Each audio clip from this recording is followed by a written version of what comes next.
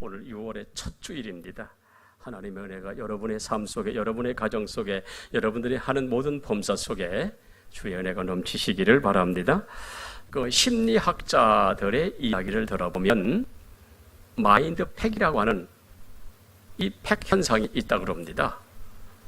이 마인드 팩 현상인 어떤 현상이냐 하면 자기 스스로가 자기 성장을 가로막고 자기 발전을 거부한다는 거예요. 자기가 자기 발목을 잡고서 자기를 붙잡고 늘어지니까 자기 성장이 없다는 이야기죠. 아마도 운전하시는 모든 분들은 아마 한두 번쯤은 경험을 하셨겠습니다만은 우리가 차를 운전할 때에 코바 이렇게 언덕을 내려갈 때든가 차를 정차할 때든가 보면 이 사이드 브레이크를 이렇게 해놓잖아요. 지금은 차가 또 사이드 브레이크 없는 차가 또 나오더라고요. 보니까 대부분 다 사이드 브레이크 있습니다. 근데 운전자가 사이드 브레이크를 꽉 잡아놓고 앞으로 가려고 운전을 하게 되어지면 차가 나갑니까? 안 나가지요. 이걸 마인드팩 현상을 또 다른 말로는 그 핸드 브레이크 현상이라고도 이야기를 합니다만은 이 상태, 자기를 고정을 시켜놓고 자기 발전을 장애하는 자기 스스로의 그 심령 상태를 바로 이것을 마인드폭이라고 이야기를 합니다. 이런 마인드폭에 빠진 사람들은 자기 한계에 빠져가지고 안 되는 이유만을 찾는다는 거예요. 아이고 세상에 이러니까 삶이 어려우니까 안 된다. 이런 이유만 찾기 때문에 그래서 되는 게 제대로 없어서 세상을 살아가는 그런 모습을 이야기하는데 아이고 되는 대로 살지 이런다는 거예요. 특별히 더 심각한 문제는 뭐냐면 이 마인드폭에 사로잡힌 사람들은 자기가 분명히 걸어 나갈 수 있는데도 불구하고 그 걸음을 걷지 않는다는 거예요. 나가지 않는다는 거예요. 한마디로 말하면 이대로가 좋사오니 현실에 안주해버린다는, 이러니 자기 발전이 하나도 없다는 얘기죠. 이것이 오늘날 현대인이 가지고 있는 심리라는 얘기입니다. 그저 살만한 세상이니까, 그저 먹고 살만하니까 그냥 그대로 살자. 내일을 기약하지 아니하는 이런 이야기를 지금 하고 있는 겁니다. 그러나 세상에 그렇더라도 우리 성도들이 가지고 있어야 하는 신앙은 어떤 것이냐 하면 100가지 중에 9가지가 안 되는 이유가 있다 하더라도 그 중에 한 가지 되는 것이 있다고 한다면 그 한 가지 되는 그 일을 부여잡고 믿음을 가지고 주님을 바라볼 수만 있다면 그 한 가지가 99가지를 넘어서 멋진 삶을 만들어준다라고 하는 이런 아름다운 모습들. 왜 그렇습니까? 하나님의 역사 그 속에 있기 때문에 그런 줄로 믿습니다. 그래서 성경을 보면 사도 바울이 하는 말이 무슨 말입니까? 내게 능력 주시는 자들에 내가 모든 것을 할 수 있느니라. 주님께서도 할 수 있거든. 무슨 말이냐? 믿는 자에게 능치 못함이 없느니라. 안 되는 수많은 일보다도 될 수 있는 한 가지 일을, 그 일에 주님이 역사하시면 그 한 가지 일이 많은 그런 일들보다 더 크게, 더 많이, 더 능력 있게 승리의 일을 승리케 해주신다는 이야기입니다. 이제 우리 6월달이 시작이 되었습니다. 어찌 보면 세상 사는 여러 가지 환경 속에서 되는 일보다도 안 되는 일들이 많이 있을 것이고, 마음에 기쁨이 있는 것보다도 섭섭하고 속상한 일들이 많이 있을지라도 주님이 함께 하시는 줄로 믿고, 주님이 함께 걸어가신 줄로 믿고, 우리 주님 손잡고 멋지게 우리 한 가지가 100이 되어지는 은혜 역사가 있으시기를 주의 이름으로 축원합니다. 아마도 여러분들이 잘 알고 또 가장 좋아하는 것이 있다면 아마 이런 걸 것 같아요. 무엇인가 하면 바로 아마 뭐죠 이게? 또 이런 것도 있더라고요. 보니까 아마도 여성분들이 가장 좋아하는, 그리고 또 이 결혼할 적에, 자녀들 결혼할 적에 아마도 예물로 이렇게 신부에게 해주는 이게 다이아몬드 아니겠습니까? 또 이런 색깔도 있더라고요. 보니까 이 다이아몬드의 가치 평가를 무엇으로 하느냐? 어떤 것이 이 다이아몬드의 가치 평가냐? 4가지입니다. 첫째 하나, 투명도, 얼마나 깨끗하냐? 두 번째, 색깔, 무슨 색깔이냐? 빨간 색깔이냐, 파란 색깔이냐, 흰 색깔이냐. 근데 흰색이 가장 가격이 나간다네.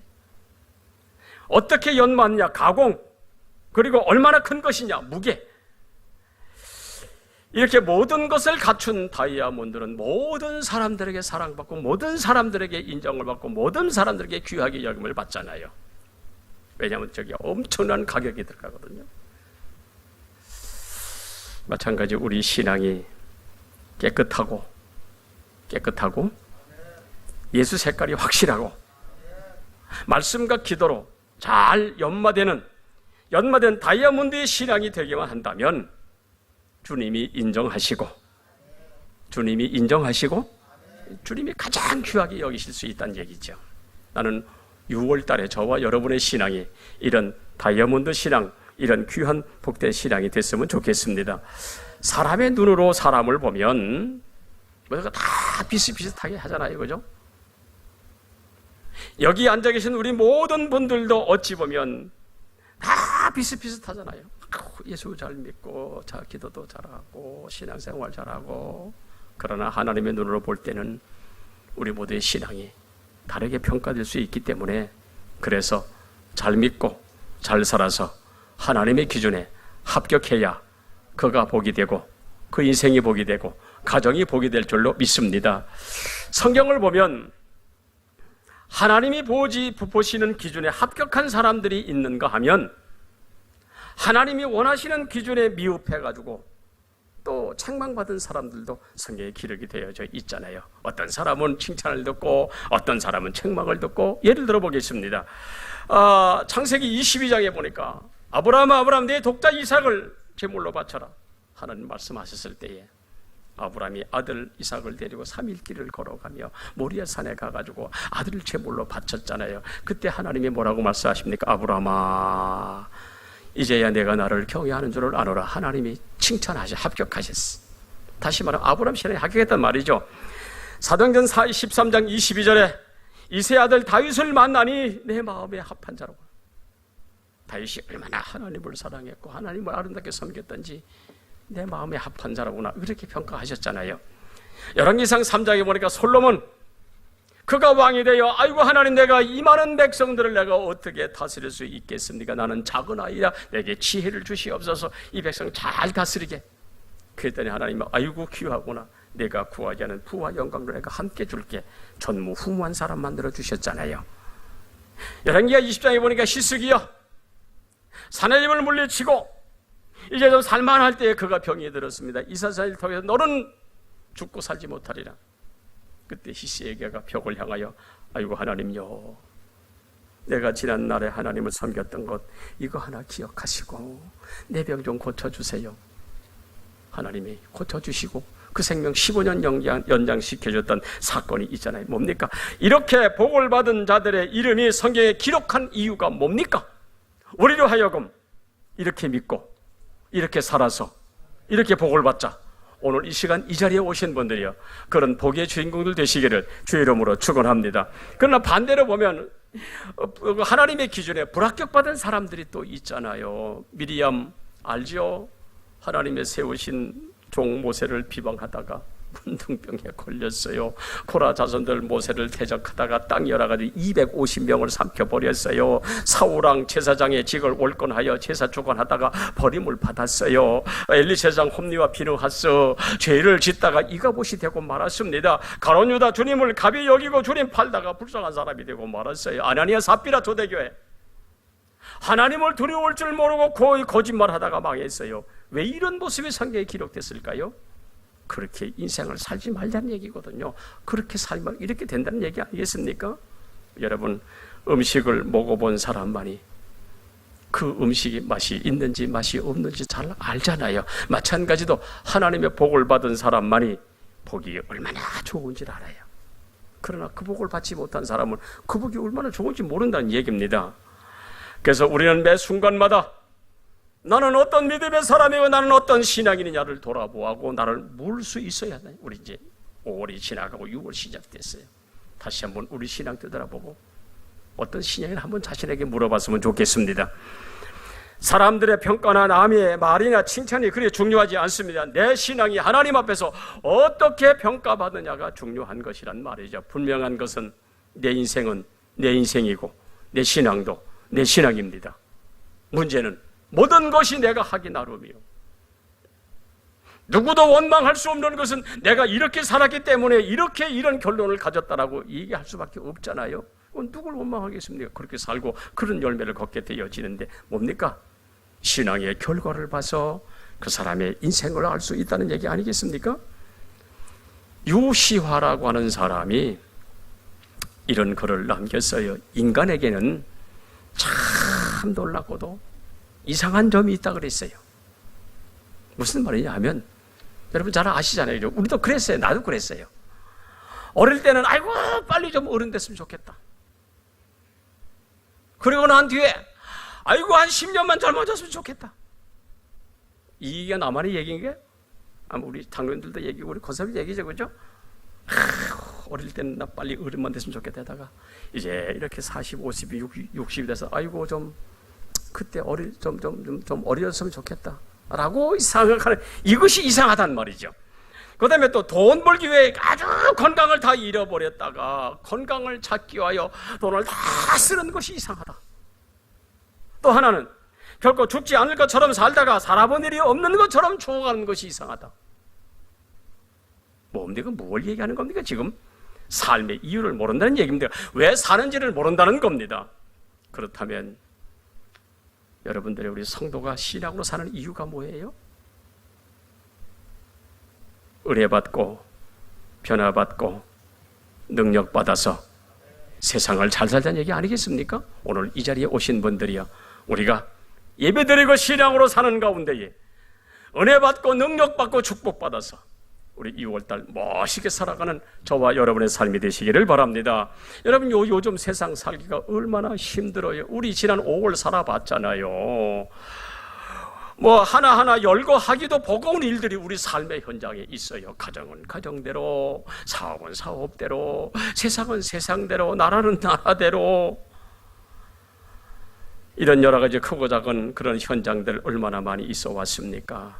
그래도 성도는 하나님이 주시는 은혜를 받아야 세상을 살 수 있고, 이런 세상이라 할지라도 성도는 은혜 받아야 능력으로 살 수 있고 믿음을 지킬 수 있고, 은혜로 살다가 주님 부르시면 천국 가서 상급 받는 것이 우리 신앙생활이라고 한다면, 사랑하는 여러분들, 우리 세상 사는 동안 우리 예배 드리는 그 시간 속에, 우리 신앙생활하는 그 시간 속에 은혜 많이 받으시길 바랍니다.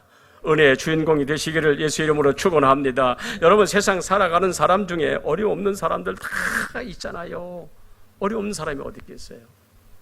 오죽하면 천가지 걱정, 만가지 걱정, 만석구는 만가지, 천석구는 천가지. 왜 이런 얘기가 나왔겠어요? 성경에 보니까 바울도 빌립보 4장 12절에 나는 어떤 환경이든지 세상 사는 자족의 비결을 배운다라. 힘들면 힘든 대로, 가난하면 가난한 대로, 자족의 비결. 그도 얼마나 힘들었으면 이런 얘기 했을까요? 그러면서 그가 하는 말이 뭡니까? 빌립보 4장 13절에 내게 능력 주시는 자 안에서 내가 모든 것을 할 수 있느니라. 주님이 함께 계시기 때문에, 주님이 나를 도와주실 것이기 때문에 믿음으로 살아가는 그 안에서의 삶의 능력이 될 수 있다는 이야기입니다. 그러므로 여러분이요, 성도는 은혜 받으면 은혜 받은 대로, 많이 받으면 많이 받은 대로, 적게 받으면 적게 받은 대로 세상을 살아갈 수밖에 없다라고 한다면, 오늘 이 시간 여기 오신 분들이요, 은혜 많이 받으시기를 바랍니다. 은혜의 주인공이 되시길 바랍니다. 마가복음 12장 24절 이하에 보면 하나님은 죽은 자의 하나님이 아니요 사한 자의 하나님이라 그랬습니다. 무엇을 이야기합니까? 이 말씀은 하나님은 지금도 살아계시다는 얘기입니다. 그러므로 살아계신 하나님 앞에서 살아가는 저와 여러분의 삶이 아름답고 복되어야 되지 않겠어요? 그러므로 사랑하는 여러분들이요, 우리 하나님의 은혜를 많이 받으시기 위하여 첫 번째로 은혜를 사모하는 성도들이 되시기를 주의 이름으로 축원합니다. 성경에 보면 성경 인물 중에 은혜 가장 많이 받은 사람이 누굽니까? 고난의 사람, 고난의 민족, 또 고난의 현장에서 고난의 사람이라고 이야기했던 다윗이라고 하는 사람이 고난도 많이 받았지만 은혜도 많이 받았어요.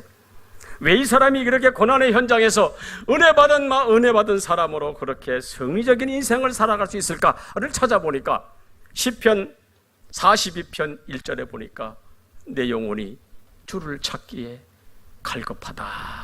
뭡니까? 은혜를 갈급하고 있어요. 주어진 환경의 문제가 아니라 하나님이 은혜 주시면 되는 줄로 믿고 은혜를 사모하고 있다는 이야기입니다. 시편 84편 10절에 해보니까 성전에서의 한날은 다른 곳에서의 첫날보다 낮게 여기면서 악인의 장막에 사는 것보다 하나님의 문지기로 사는 것이 더 좋다고, 이만만치 은혜 사모했단 말이지요. 여러분, 그 다윗의 인생을 한번 보십시오. 그런 험난한 인생길에서 얼마나 고생이 많았어요. 사람에게 받는 상처가 얼마나 컸습니까? 사울에게 받은 상처가 얼마나 컸어요. 작인된 사울이 자기를 죽이려고 쫓아다니니 군사를 동원하니 숲에도 숨고 들에도 숨고 남의 나라가 가서 침을 흘리면서 미친 척도 해야 했으니 여러분 얼마나 괴로웠겠어요. 아들 압살롬 반란했습니다. 맨발로 울며 불며 도망가는 이 안타까운 모습이 여러분 그 얼마나 힘들었겠어요. 남도 아닌 자식한테 쫓겨가는 이 다윗의 인생, 친구 아히도벨 이 배반으로 인하여 도망가는 신세가 되었으니 죽을 고비를 넘기면서도 여러분 성경을 보니까 그의 신앙은 조금도 변하지 아니하고 오직 하나님만 바라보고 있더라. 어떻게 하면 하나님께 점수 딸 수 있을까? 어떻게 하면 하나님 은혜 받을 수 있을까? 아무리 내가 비천한 게 또 머물러 있다 할지라도 은혜 받으면 되는 줄로 믿고 은혜 받기 이와여 사모했던 사람으로 여러분 성경에 기록을 하고 있잖아요. 그래서 다윗이 복을 많이 받는 데는 저절로 된 것이 없어요. 우연이 없어요.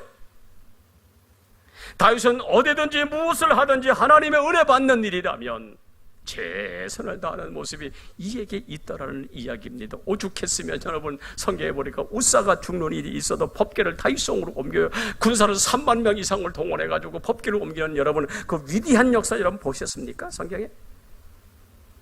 이를 보신 하나님 감동 받으셔서 야야 다윗아, 내가 너를 내 백성의 주권자로 삼고 내 이름을 위대케 장대케 만들어 주리라.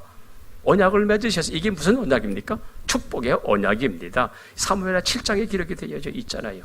그러므로 성도는 은혜 받는 것에 욕심을 내야 할 줄로 믿습니다. 내게 오는 은혜를 놓치지 말자는 이야기입니다. 여러분 생각해 보십시오. 남이 많이 받은 은혜하고 나 못 받은 은혜하고 여러분 속상하잖아요. 내가 먼저 은혜 받고 여러분 이런 욕심이 우리에게 있어야 되지 않겠어요? 이 은혜를 놓치지 말아야 하는 것은 그게 오늘 나를 살게 하는 하나님의 축복이란 말입니다.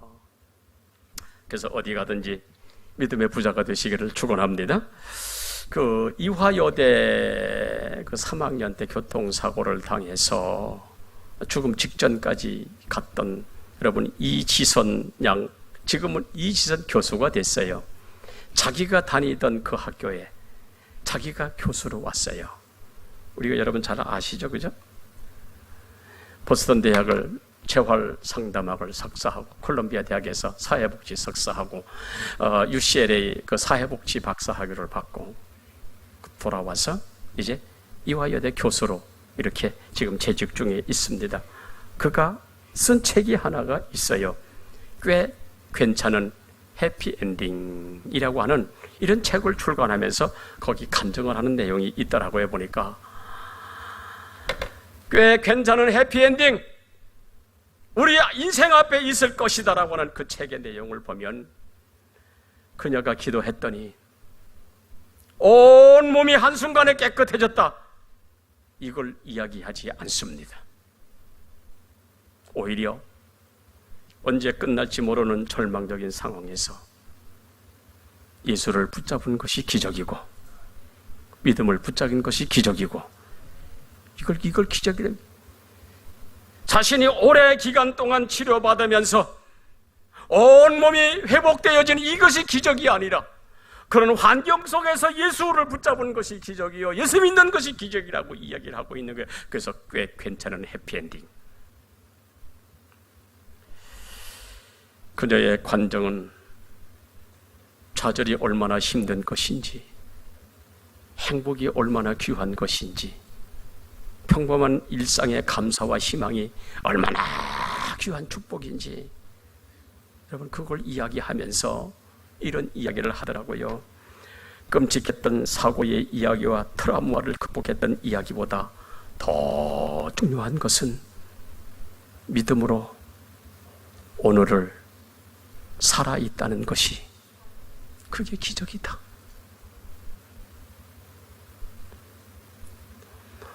아무리 지난 과거에 아픔이 있고 고통이 있을지라도 지금 내가 믿음으로 살아가는 평범한 이 하루하루가 기적이란 얘기예요. 살아간 여러분들이요, 우리 지난 5월의 시간들 속에 얼마나 사건 사고들이 많았습니까? 그러나 우리의 평범한 시간들 속에 하나님이 여기까지, 지금까지, 이 자리까지 지켜주신 것은 어찌 보면 하나님이 주신 기적인 줄로 믿습니다. 얼마나 많은 사건들이 있었어요. 바로 이 이지선 교수가 하는 얘기의 그겁니다. 일상이 믿음으로 살아가고 있는 그 자체가 기적이라고 한다면, 어찌면 저와 여러분이 지금 살아있는 것이 기적이고 숨 쉬는 것이 기적이고 믿음을 지킨 이 자리가 기적인 줄로 믿습니다. 그녀는 그 책에서 지금 고통스러운 순간을 통과하고 있는 모든 사람들에게 하는 말이 이런 이야기를 해요. 조금만 기다려보세요. 웃는 날이 다가올 것입니다. 여기가 끝이 아니에요. 주님이 계시잖아요. 주님 은혜 사모해 보세요. 주님이 주실 겁니다. 아주 멋진 말을 하는 우리 저 사람, 저 교수 얘기에 여러분 어떻게 생각하세요?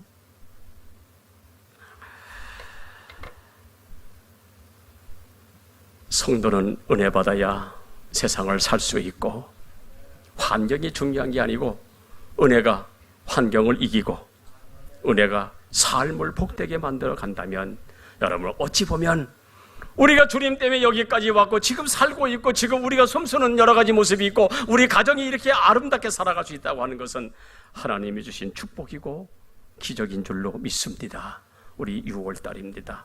이런 날마다 이 기적에 감사하고 날마다 기적의 기쁨을 얻는 저와 여러분이 되어지기를 주의 이름으로 축원합니다. 아무리 많은 것을 이루었고 많은 것을 가졌다고 이게 기적이 아니요, 내가 지금 평범하게 살아가는 이 시간, 이것이 기적이라고 한다면, 여러분 이 기적이 우리 6월달에도 이어지기를 바랍니다. 우리 두 번째로 말씀의 순종이 복이 되게 하자는 거예요. 사무엘하 15장에 블레셋이 쳐들어왔습니다. 사울 왕이 제사장만이 하는 제사를 드림으로 집행하게 되어지는, 사무엘이 하는 말이 뭡니까? 이 불순종을 바라봤던 사무엘 하는 말이 망령되게 행했구나.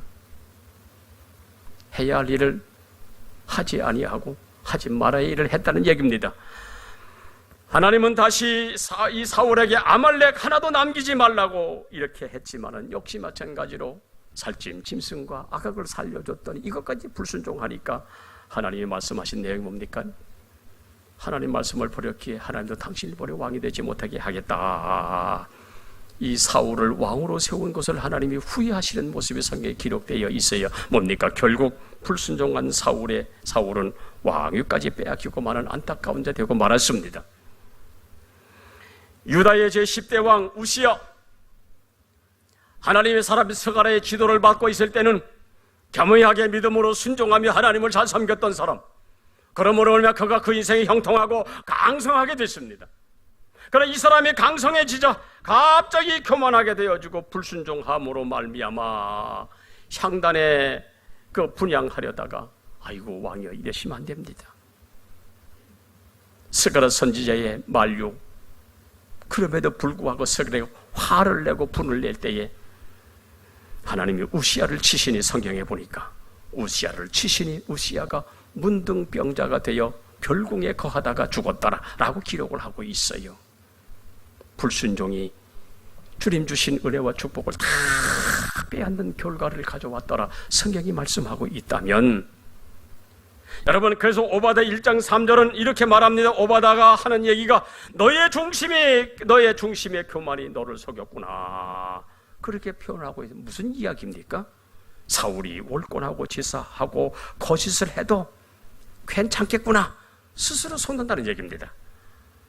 우시야가 제사장에게 화를 내어도 괜찮을 거라고 스스로 속고 있다는 얘기입니다.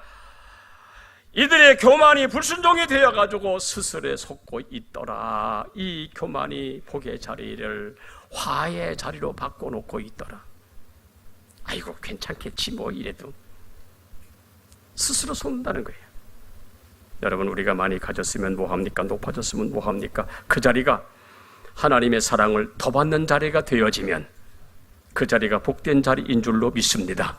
그러나 아무리 높아졌다 할지라도 하나님의 뜻을 거부하고 하나님의 뜻을 불순종하게 되지만 주신 것까지 회수하시는 하나님의 역사가 성경에 기록되고 보면, 사랑하는 여러분들이요, 언제든지 어디서든지 말씀대로 살고 만장의 순종이 복이 되시길 축원합니다. 사무엘상 15장 25절에 순종이 제사보다 낫다고 말씀하신 이유가 바로 이건 겁니다. 그러므로 우리는 겸손과 순종이 주님 은혜 받는 통로가 되어지고 축복받는 길이 되어지기를 주 이름으로 축원합니다. 18세기 영국에 어린 소년이 하나가 있었어요. 이 어린 소년이 살아가는 삶을 하는 게 너무너무 어려운 거예요. 아버지는 중풍병으로 말미암아 움직일 수도 없고, 어머니는 폐결핵으로 말미암아 기침에 멈추지 아니해. 이 어린 소년의 마음속에 한 가지 소망이 있었습니다. 뭡니까? 나는 돈을 많이 벌어서 돈을 꼭 벌어가지고 부모님의 병을 좀 고쳐야 되겠다. 어느 자식치고 아픈 부모를 바라보고 이런 생각하지 않는 자식이 어디 있겠어요? 이 소년도 역시 마찬가지로 엄마, 아버지가 힘들어 병든 생활하니까 내가 돈을 벌어 빨리 엄마, 아버지 고쳐줘야 되겠다. 이 소년이 어느 날 동네 어르신을 찾아갔어요. 어르신, 가난한 제가 험한 세상을 어떻게 살아가야 될까요? 가난한 내가 이 험한 세상을 어떻게 살아가서 좋겠습니까? 라고 질문했어요. 그러자 한 노인이 소년에게 이런 이야기를 합니다. 얘야, 소망을 잃지 말아라. 너는 무엇이든지 할 수 있을 거야. 내가 잘하는 것이 있다면 그것이 무엇인지 너 그것을 해라. 내가 좋아하는 일이라면 내가 최선을 다해라. 다만 한 가지만을 잊지 말아라. 그것이 뭔가 하면 내가 하는 모든 일의 주인은 예수님이시라는 것을 잊지 말아라. 이걸 얘기했던 거예요. 그리고 성경이 말씀하신 대로 살아가면 너는 분명히 잘 될 거요. 그랬어요. 이 아이가 조금 성장 후에 이제 미국으로 건너가서 비누 제조회사, 비누 만드는 공장에 들어가 얼마나 열심히 살았는지, 얼마나 최선을 다했는지 이 사람이 그 공장 지배인이 되어졌어요. 공장 지배인이 되어서 얼마나 열심히, 얼마나 최선을 다하는지 이 사람이 비누회사의 사장이 되었어요. 사장이 되고 보니까 이 사람이 하는 말이, 그래, 그때 그 어른이 내게 해주신 충고, 너의 하는 모든 일에 예수님이 주인이 되게 하라. 이 사람이 이 말을 듣고 주님을 주인으로 모시고 말씀에 순종하면서 최선을 다하면서 하나님과의 괴산이라고 하는 장부를 만들었어요. 뭡니까? 11조를 드리면 순종을 하겠다는 얘기거든요. 자, 이런 믿음으로 살아가니까 하나님의 그 회사를 얼마나 복을 나리워 주시는지, 이 사람이 그 비누 회사에서 치약도 만들고 화장품도 만들고 이렇게 함께 생산하면서 놀라운 세계적인 그런 기업이 되어졌으니 그 회사가 바로 콜게이트 회사. 콜게이트 비누, 콜게이트 치약, 콜게이트 화장품. 바로 이 사람이 누구냐 하면 바로 콜게이트 사의 윌리엄 콜게이트라고 하는 사람, 바로 이 사람입니다. 여러분, 이 콜게이트 치약 보셨어요? 비누 보셨어요? 바로 이 사람입니다. 어려웠지만은, 환경이 힘들었지만은 그 중심에 주님이 계시고 사업에 주님의 주인이시라고 하는 이런 믿음을 가지고 살아갔더니 하나님이 얼마나 복을 베풀어 주셨는지, 콜게이트 그 사장이 되어 아주 위대한 세계적인 상표로 만들어서 살아갔던 한 사람이 있습니다. 자신보다도 예수를 더 사랑하고 자신보다도 교회를 더 사랑하고, 그래서 교회 일을 서슴지 않고 청소도 하고, 가난한 소년이었지만 주님을 주인으로 모시고 살아가는 삶의 현장들이 그 과정 속에서 하나님이 축복하심으로 인하여 넘치도록, 잔을 넘치도록 복을 주셨더라. 저분의 간증입니다. 무엇을 이야기합니까? 순종은 복으로 가는 지름길인 줄로 믿습니다. 여러 가지 크고 작은 환경이 우리에게 있을 수 있어요. 그러나 우리는 말씀에 순종하고 우리 삶에, 우리 가정에, 우리 모든 범사에 주님을 주인으로 모시면 주님이 우리 모든 인생 책임져 주실 줄로 믿습니다. 마지막 세 번째로, 성도는 하나님 말씀 들을 귀가 있어야 된다니. 오늘 13절 한번 보십시오. 뭐라고 기록을 하고 있습니까? 우리 다 같이 13절 한번 다 같이 보겠습니다. 다 같이 시작. 이러므로 우리가 하나님께 끊임없이 감사함은 너희가 우리에게 들은 바 하나님 말씀을 받을 때에 사람의 말로 받지 아니하고 하나님 말씀으로 받음이니 진실로 그러하도다. 이 말씀이 또한 너희 믿는 자 가운데서 역사하느니라. 사람의 말로 받지 아니하고 하나님 말씀으로 받았으니 거기에 하나님의 역사가 일어나고 있더라. 여러분, 하나님의 역사가 뭡니까? 하나님의 역사란 고난을 이길 수 있는 힘과 능력을 이야기하는 겁니다. 그래서 여러분, 이 데살로니가서 1장을 읽어보면 사랑의 수고가 일어나고 소망의 인나가 일어났어요. 주님 다시 오실 날을 기다리며 고난에서도 신앙을 지키는 이 아름다운 모습들, 환경을 이길 수 있는 놀라운 성도들이 되어서 주님 기쁘시게 하는 놀라운 역사가 여러분 기록되고 있잖아요. 그렇습니다. 여러분, 오늘 6월 첫 주일 따뜻한 날씨, 갈 때도 많고 가고 싶은 곳도 많지만 오늘 이 자리에 여기 오신 이유가 뭡니까? 뭐하러 오셨습니까? 누구 만나러 오셨습니까? 잘생긴 정목사 만나러 오셨습니까? 아니잖아요. 하나님께 예배드리며 주의 음성 들으러 여기 나온 줄로 믿습니다. 그렇다면 주께서 오늘 내게 주시는 메시지가 무엇인가를 관심을 가지시다가 그 말씀에 은혜 받으시고, 은혜 받으시면 여러분 문제는 해결되는 거예요. 왜요? 역사하니까, 말씀이 역사하니까. 말씀이 역사하면 내 인생의 문제도 해결되고 내 육신의 질병도 해결되고 나를 괴롭히는 사단의 역사도 물러가는 크신 역사가 일어나게 될 줄로 믿습니다. 오늘 2장 13절 하반절에 이 말씀이 너의 믿는 자 속에 역사하느리라. 그렇습니다. 말씀을 받은 우리 가슴에 말씀이 역사하면 역사가 일어나는데, 가정에도 역사가 일어나고 삶의 현장에도 역사 일어나고 잘되는 역사가 일어나게 될 줄로 믿습니다. 여러분, 사도행전 10장 25절 이하 보면 로마 백부장이 고넬료라고 하는 사람이 등장을 하잖아요. 이 사람이 베드로를 청해서 말씀을 듣습니다. 이제 베드로가 청음을 받고 집으로 돌아옵니다. 이때 고넬료가 베드로의 발 앞에 엎드려 하는 말이, 우리는 주께서 당신에게 명하신 모든 것을 듣고자 하여 다 하나님 앞에 있나이다. 누구 앞에? 베드로 앞에 있다는 얘기가 아니요, 다 하나님 앞에 있나이다. 고넬료 이 신앙에 성령을 부어주심의 역사가 일어났으니 여러분이 고넬료 온 집안이 초대교회 이방전도의 시발점이 됐다는 거 여러분 아세요? 그럼 우리 신앙인은 언제든지 말씀 받을 때에 사람 앞에 있는 것이 아니라 하나님 앞에 있는 줄로 믿고 귀를 세워 말씀드리면 놀라운 역사가 일어나게 되는 줄로 믿습니다. 그러므로 하나님의 축복의 역사는 누가 뭐라고 해도 내가 은혜 받아야 되는 겁니다. 믿습니까?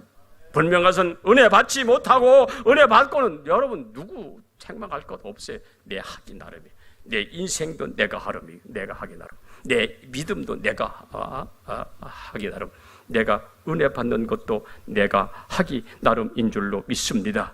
설교 말씀을 들을 때 내가 하나님의 음성을 듣게 되어진다면 그 말씀이 내 속에 역사하여 나의 삶의 현장을 복되게 만들어 주실 줄로 믿습니다. 여러분, 민수기 이스라엘 백성들 왜 광야의 메뚜기가 됐어요? 왜 사울의 인생이 왜 그렇게 불쌍한 인생이 되고 말았습니까? 가룟 유다 인생이 왜 그렇게 불쌍한 인생이 되고 말았습니까? 자신들이 하나님의 말씀을 사람의 말로 바꿔 무시하다 보니까 그 모양이 됐더라. 여러분, 성경이 기록하고 있잖아요. 그래서 성도는 하나님의 음성을 들을 수 있는 귀가 열려져야 은혜 받고 은총 받고 복 받게 될 줄로 믿습니다. 예배 드리며 설교자의 선포에 하나님 말씀으로 받고 아멘하는 거기에 분명히 하나님의 역사가 일어나게 될 줄로 믿으시기를 축원합니다. 사람의 말로 듣는 것이 아니라 오늘 성경에 보니까 하나님의 말씀을 듣고 있더라. 어떤 사람은 하나님의 말씀을 하나님의 음성을 듣고, 어떤 사람은 사람의 말로 듣다 보니까 성경에 보니까 나타나는 현상이 다 다르네요. 사도행전 2장 37절 이하에 보니까 사람들이 베드로의 설교를 듣고 형제들아 우리가 어찌할꼬 회개하니 성령의 역사가 일어나더라. 그러나 사도행전 7장 54절에 스데반의 설교를 듣던 사람들이 마음에 찔려 저를 향하여 이를 갈고 그를 붙들어가지고 성 밖에 내치어 돌로 쳐 죽였다. 똑같은 설교를 들으나 한쪽은 은혜 받고 회개하고 한쪽은 이를 갈고 있어요. 차이가 뭡니까? 말씀을 받는 자의 자세에 따라 다르게 나타나고 있더라, 그 얘기입니다. 어떤 이는 설교를 하나님의 음성으로 듣고 은혜 받는 사람이 있어요. 어떤 이는 설교를 사람의 말로 듣고 시험 받는 사람들도 있어요. 왜 그럴까요? 이것은 말씀 받는 사람의 신앙 자세가 다르기 때문에 그렇습니다. 그러므로 매력 있는 성도가 누굽니까? 예배 중에 설교 말씀을 들을 때에 하나님의 말씀으로 듣는 성도가 매력 있는 성도고 은혜 받는 성도고, 이런 성도는 어느 순간 하나님이 오셔서 만져주심으로 말미암아 기적이 일어날지 아무도 모르잖아요. 병 고칠지 아무도 모르잖아요. 문제 해결이 되어진 놀라운 역사가 하나님 말씀 듣는 중에 일어나게 될 줄로 믿으시기 바랍니다. 여러분, 마태복음 8장에 보면 예수님이 가버나움에 들어가셨어요. 그러니까 한 백부장이 나와가지고 주여, 지금 우리 집에 내 종이 지금 중풍병에 걸려가지고 참 정력의 고통을 받고 있는데 주님 좀 내 집에 오셔가지고 좀 고쳐주세요 그랬어요. 그때 주님이 그래 가자, 내가 고쳐주마. 이때 이 백부장이 하는 말이 아이고 주여 무슨 말씀을 하십니까? 주님이 내 집에 들어오시면 나는 감당할 수가 없습니다. 주님이 여기서 말씀만 하시면 내 집에 있는 내 하인이 낫겠나이다. 이 말을 들은 주님이 감동을 받으시고 하신 말씀이 아이고 이스라엘 중에 내가 이만한 믿음을 내가 만나보지 못했노라. 그렇게 하시면서 하신 말씀이 가라, 내 믿은 대로 될지어다. 그 시로 그 하인이 나아졌더라. 여러분, 무엇을 이야기하고 있습니까? 지금 믿는 대로 되어지는 하나님의 축복이 있음을 믿으시기를 축원합니다. 그러므로 언제든지 우리가 하나님 말씀을 들을 때 그 들을 수 있는 귀가 열려야 한다는 이야기입니다. 그러므로 말씀의 역사하시는 이 시간에 이 자리에 들려지는 말씀을 받고 아멘 하시면 아멘 하시는 대로 역사가 일어나고 기적도 일어나고 문제 해결도 되는 줄로 믿으시기를 축원합니다. 아멘 하면 은혜가 임하고 능력도 임하고 성령도 임하고 축복이 임하게 되어지는 것, 성경이 우리에게 가르치는 것이라고 한다면 우리 6월달 여러분이 우리 예배드리면서 아멘 하시길 바랍니다. 그대로 될 줄로 믿습니다.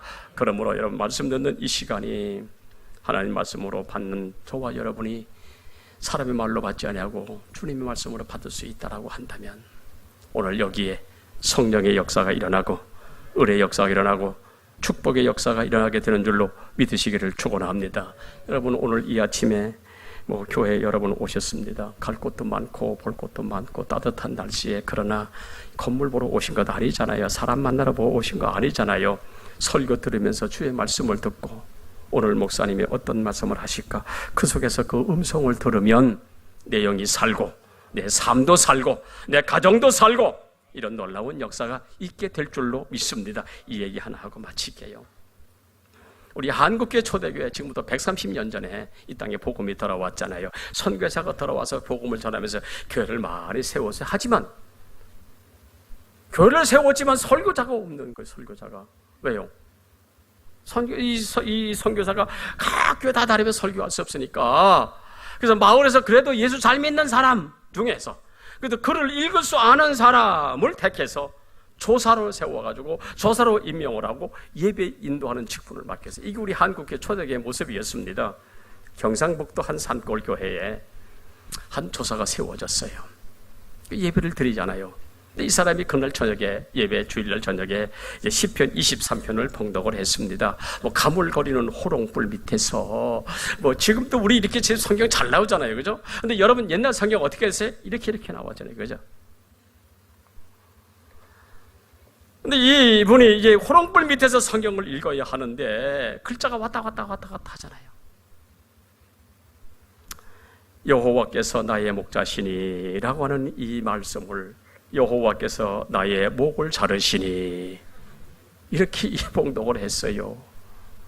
당시 초기 한국 기독교의 실상은 겨우 글을 읽을 만한 사람이 조사가 되고, 또 성도들도 마찬가지, 이거 복음이 선교사가 와서 복음을 전하여 예수를 믿긴 있지만, 여러분 성경을 읽어본 적이 있겠어요? 성경을 잘 모르잖아요.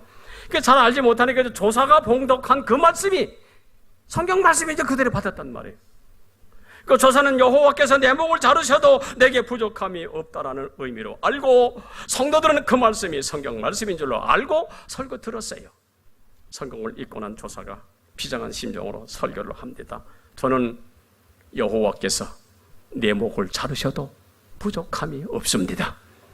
그래서 저는 예수 믿다가 죽어도 좋습니다 라고 큰 소리를 외쳤더니 모인 성도들이 저마다 손을 들고 함께하는 말이 나도요 여호와가 내 목을 자르셔도 주를 따르겠습니다. 이렇게 화답을 하더라는 거예요. 이게 우리 한국교회 초대교회에 일어난 참 이렇게 일입니다. 엉뚱하게 설교해도 찰떡같이 알아듣고 순종했던 성도들의 순수한 모습을 지금 이야기하는 거예요. 이게 초대교회, 우리 한국 그 초대교회 선배들이 가졌던 순수한 믿음, 그 순수한 믿음이, 말씀을 그대로 받은 그 믿음이 여러분 우리 한국교회의 기초가 되고 디딤돌이 됐잖아요. 지금 여러분 세계의 우리 기독교 사회에서 우리 한국교회를 경이로운 역사라고 이야기해요. 왜요? 짧은 130년 시간 속에 이 땅에 5만 개가 넘는 교회가 세워졌어요. 13절 너희가 사람의 말로 받지 아니하고 하나님의 말씀으로 받음이니 진실로 그러하다. 이 말씀이 또한 너희 믿는 자 속에 역사하느니라. 오늘 이 말씀 들으십니까? 이 말씀이 여러분의 가슴 속에서 역사할 수 있기를 주의 이름으로 축원합니다. 이것이 우리 6월 달에 저와 여러분의 축복의 걸음 되어지기를 주의 이름으로 축원합니다.